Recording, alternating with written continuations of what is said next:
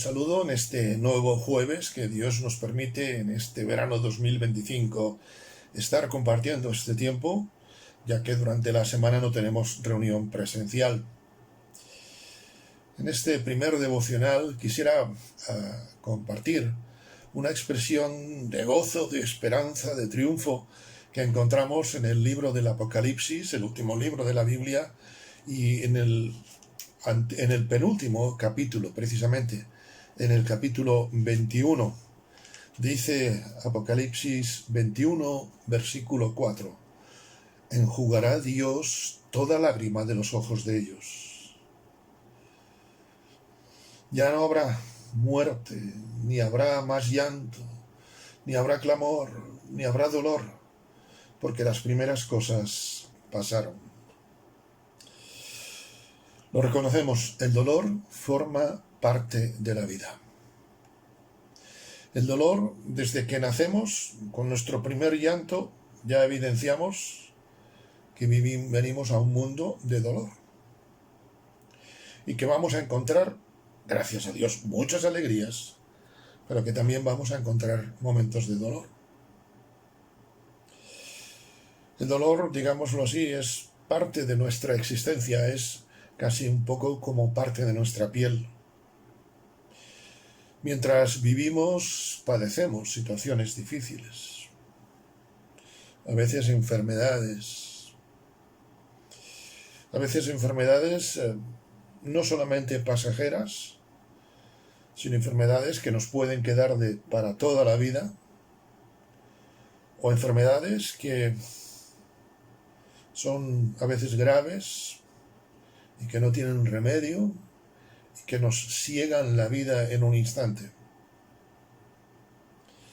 Antes de sentarme a la grabación de este devocional, leía de una persona, un piloto de aviación, una persona perfectamente preparada, que falleció mientras dormía. Sano, pero un simple infarto nos puede llevar. Hay situaciones difíciles, ¿verdad? Imagino el dolor que estarán pasando la familia de esta persona. Cuando un ser querido nuestro muere, padecemos dolor, lloramos. ¿Y qué tenemos de a veces experiencias que tenemos en la vida? Problemas, traiciones, injusticias que vivimos. A veces vivimos injusticias por decisiones que otros toman, pero a veces vivimos la justicia de decisiones que hemos tomado y nos pesan toda la vida.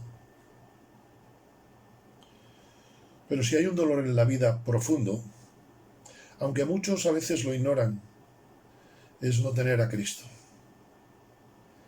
Por eso el salmista expresaría: has cambiado mi lamento en gozo.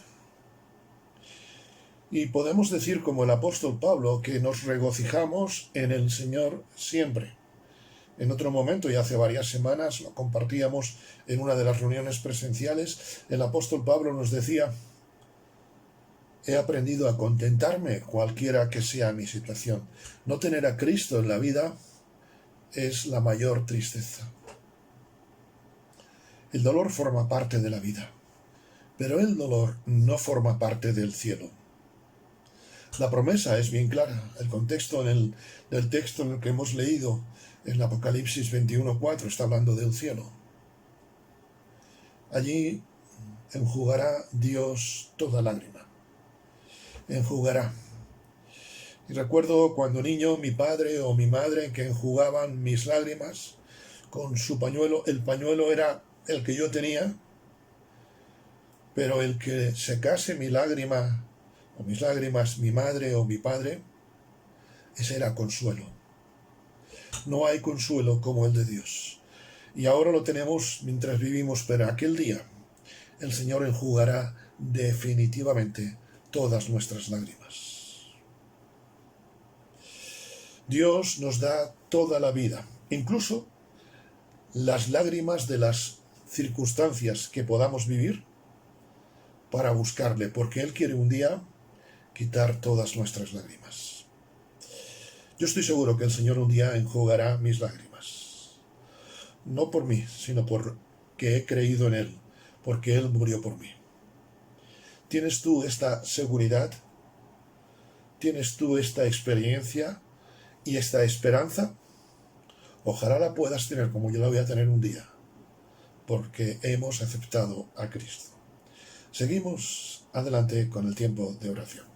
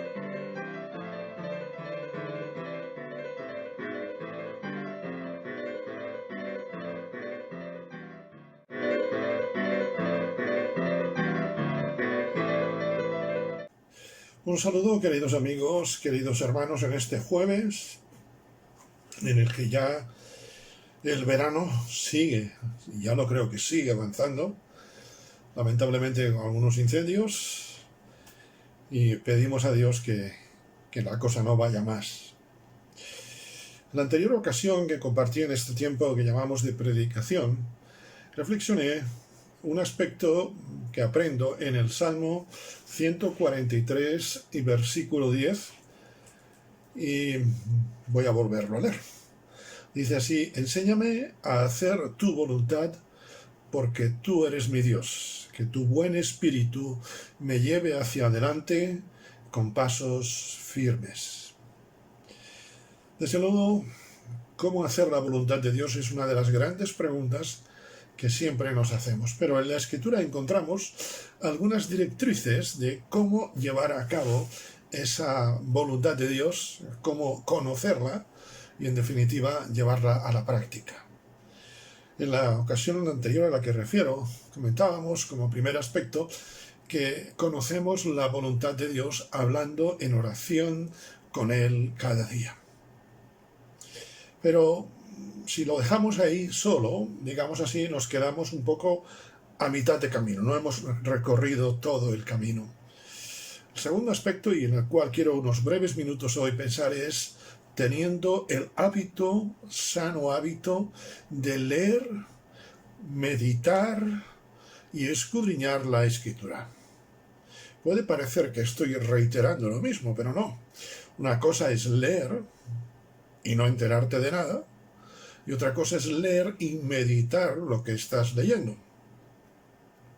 Estoy seguro que a más de uno nos ha pasado más de una vez, más de una ocasión, ¿verdad? Pues leer algo y al terminar decir, espera, que no me he enterado de nada. Y tengo que volverlo a leer. Y eso es meditar. Y esto nos pasa con la Biblia y nos pasa muchas veces con libros o incluso con artículos periodísticos. Por eso es necesario leer y meditar. Y esto está, digamos así, apoyado en el soporte del tiempo de calidad, de tiempo, de dedicar tiempo.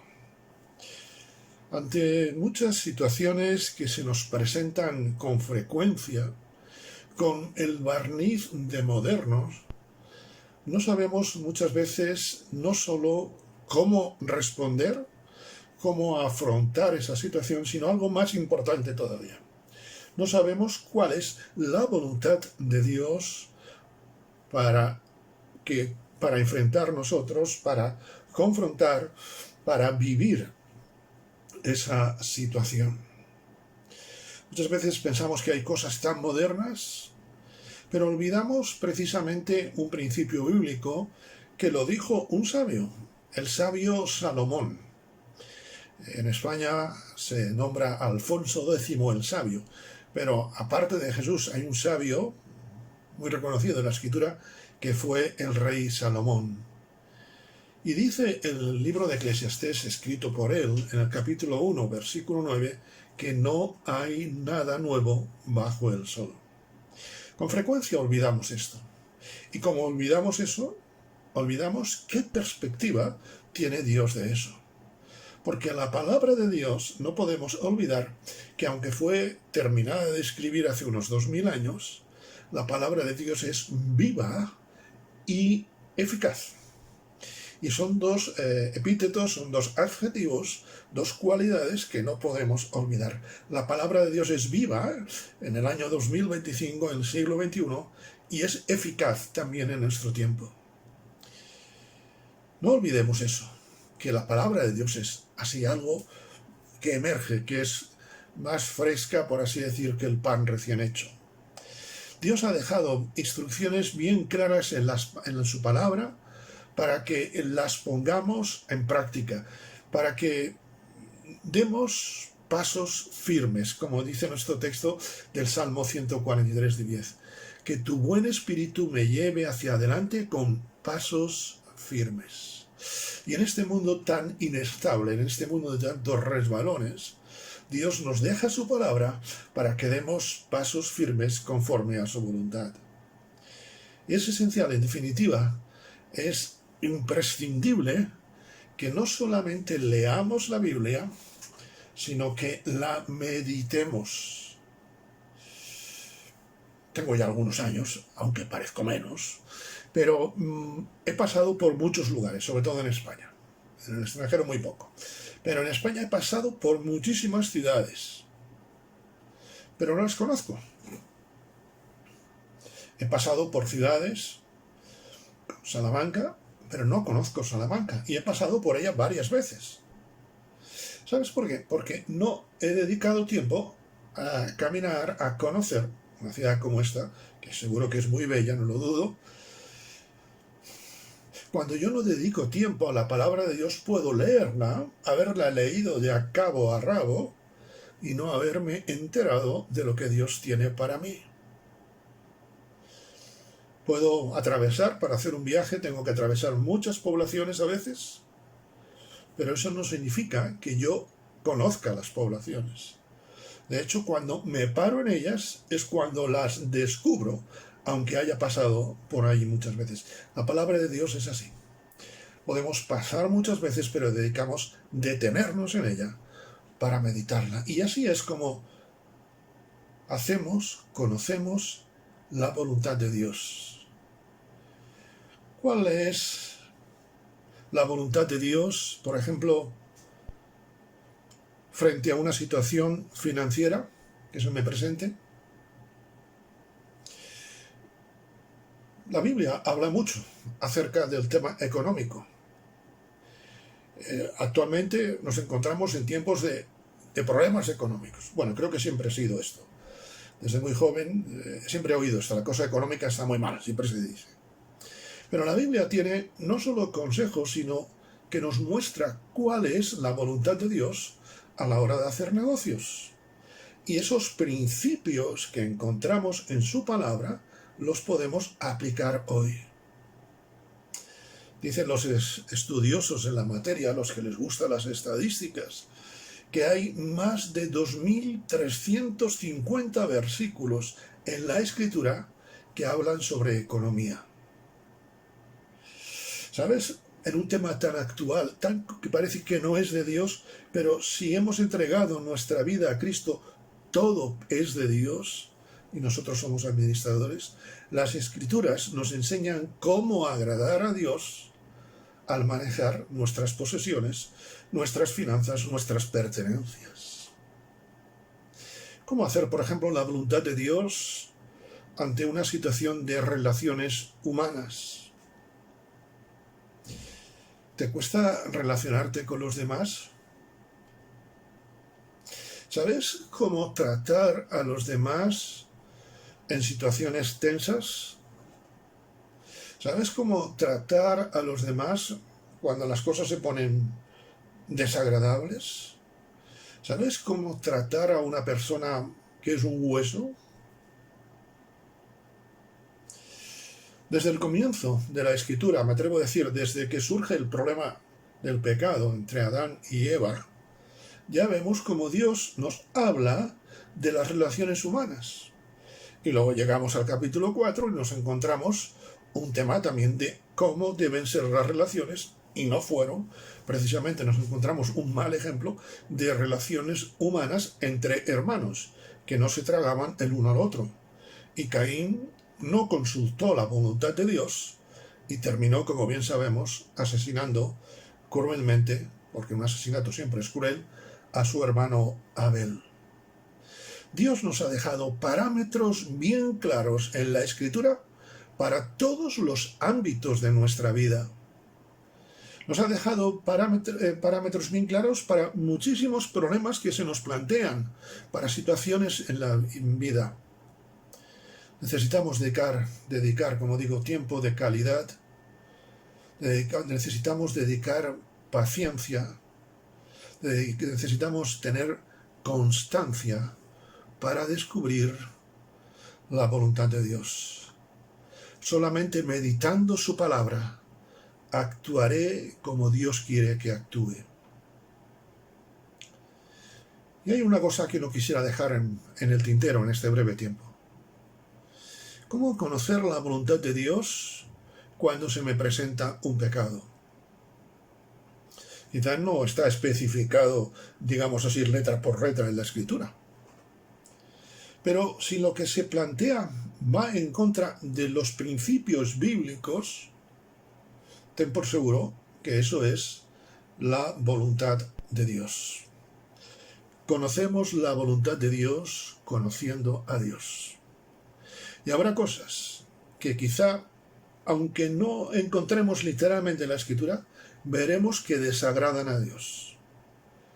Cuando llevas unos años casado, hay cosas que la otra persona no tiene que decirte, pero que ya tú sabes que no le van a gustar. Cuando yo era niño, había cosas que yo sabía que a mis padres les gustaría y otras que no hacía falta ni planteármelo. Cuando llevo tiempo en el Evangelio, aunque lleve poco, voy conociendo la voluntad de Dios. Cuando yo veo algo que entiendo que va a desagradar a Dios, tengo que frenar. Estoy ya encontrando su voluntad. No importa si a mí me parece bien, no importa si la sociedad lo acepta, e incluso más, no importa incluso si la sociedad lo ha legalizado o aceptado como bueno. Si algo contradice el principio bíblico, es que no está dentro del plan de Dios, de la voluntad de Dios para tu vida. ¿Sabes una cosa? El tiempo que emplees leyendo y meditando y orando la palabra de Dios será el tiempo mejor invertido de tu vida. Que nuestra oración hoy, ojalá siga siendo la que decía el salmista y con la cual comenzábamos. Enséñame a hacer tu voluntad, porque tú eres mi Dios. Que tu buen espíritu me lleve hacia adelante con pasos firmes. Que Dios te bendiga.